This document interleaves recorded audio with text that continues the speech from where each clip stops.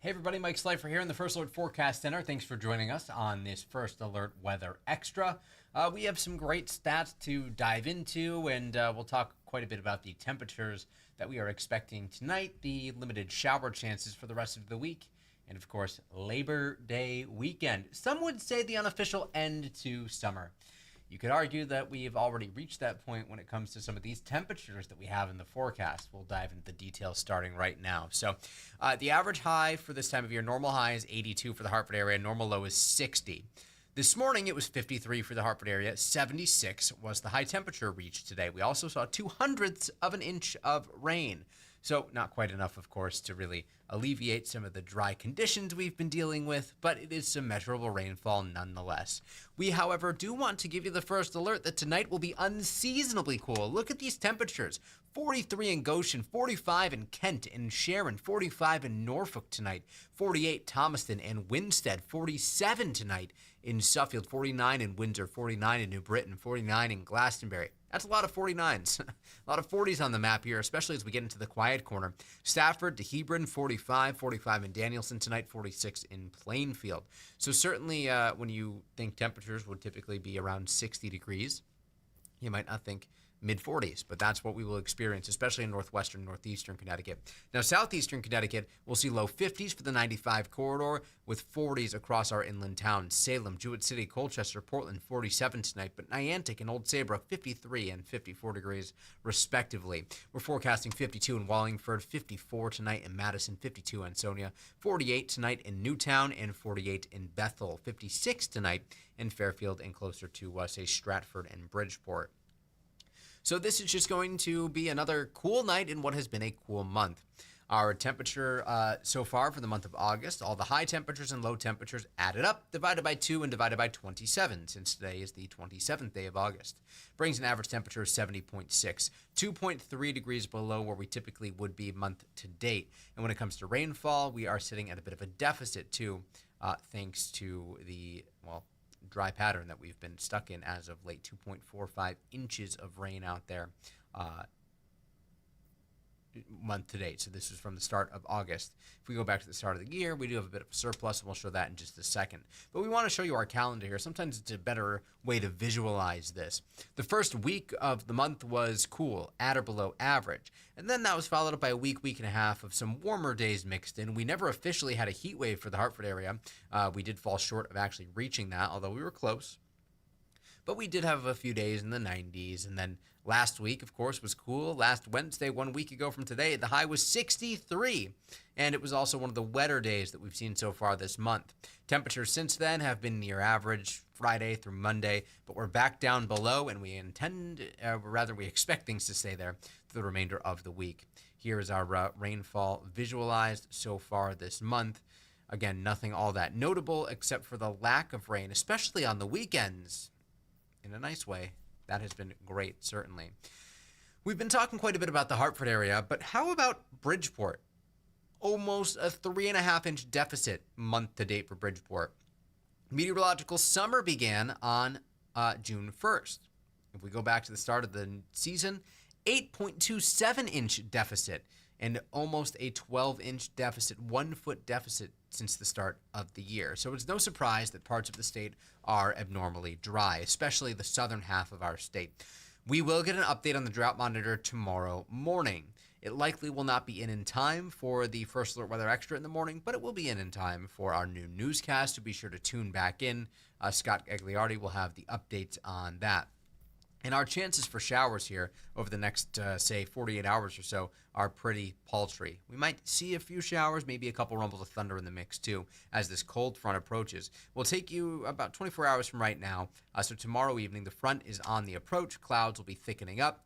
But note how the showers really fall apart and dissipate. Maybe some isolated shower activity out there Friday morning and some redevelopment expected in the afternoon as the cold front itself gets ready to cross. It pushes through and exits eastern Connecticut later Friday evening. So it's a pretty short window of time where we might see some isolated shower or thunderstorm activity. We are not expecting severe weather. This will not have a big impact on your plans and any Labor Day travel. should also be pretty easy going. We'll show you the zoomed in view of First Alert Futurecast. 7 a.m. Friday morning, showers and clouds, isolated showers out there. Through about 2 o'clock in the afternoon, we start to see a couple more showers begin to pop up. As we get into Friday evening, there they are, winding down, exiting eastern Connecticut, and then by 11 o'clock, we are dry. So we've already chatted about how it's going to be a chilly start tomorrow and that shower chance on Friday, but that does lead to great weather for Labor Day weekend, and that also leads to some great weather for Yukon. And we will have a look ahead to the forecast for Saturday coming up here in just a few minutes. Before we get to that, we did want to talk a little bit about what else is going on outside. So if you have been out and about, or if you were out and about at all today, there were some isolated showers out there favoring northeastern Connecticut. We'll take you to northwestern Connecticut here on our iCam view in Torrington. Pretty quiet conditions. A live look at our iCam in Middletown right now. That's Main Street that you see. Pretty quiet night in Middletown. It's certainly getting cool outside. We'll show you those temperatures in just a moment. Here's a live look at our iCam in Rocky Hill. Looking north to the Hartford skyline. Visibility is excellent out there. Crisp and dry air in place. We can see the stars on our iCam view from Old Saybrook.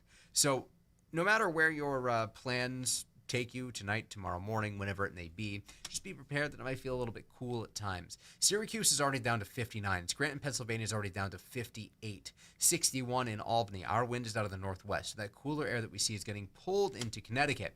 Not only that, but dew points are in the 40s, even the lower 40s in some locations.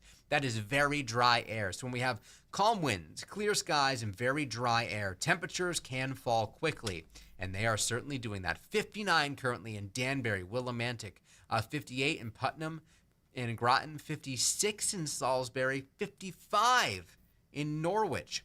Many towns are in the lower 60s. There are a couple of exceptions. Hartford, Brainerd, 68 degrees, a little bit warmer in some of the urban centers, 71 at Tweed, New Haven right now, 68 in Bridgeport. But you can prepare for those numbers to eventually catch up too. Outside of those relatively warm spots in, again, some of the larger cities, many towns are down a little bit compared to where they were yesterday at this point in time, and we expect those numbers to just basically free fall here. We're talking about losing a couple or a few degrees per hour into the 50s everywhere by 1 or 2 in the morning, and bottoming out again in the 40s. It will be unseasonably cool out there. Normal low temperature for the Hartford area is 60. We are forecasting 49 with temperatures in the mid and upper 40s throughout inland Connecticut, lower half of the 50s along the 95 corridor. If you don't like the cool nights, we do eventually see things turn at least a little bit closer to normal, but something that we don't see out ahead of the cold front Thursday into Friday, which you might expect this time of year, is a big spike in humidity, mugginess. We're still going to be in the pleasant range despite the slight rise in dew points, but nothing that's really going to be all that noticeable. We do briefly want to take you to the tropics here. Fernan, still a tropical storm, but if we look at the tropics as a whole, even though we're approaching the peak of the Atlantic hurricane season, well, there isn't really much to chat about right now. Things are actually pretty quiet throughout the Atlantic. So on the First Alert 7-day forecast, 78 tomorrow, 59 tomorrow night, 74 on Friday. There's the isolated shower and storm risk. Anything that pops up you can track with the free First Alert weather app. But Saturday it's going to be around 50 by daybreak, 73 in the afternoon, plenty of sunshine out there, 48 overnight into Sunday. Sunday afternoon, we're back to about 77. And then for Labor Day Monday, around 80 degrees. Full sunshine expected.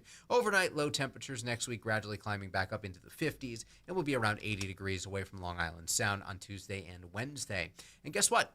There is not really much of a chance for showers. The dry weather will continue. Shoreline highs will be in the 70s over the course of next week, peaking on Labor Day Monday around 79.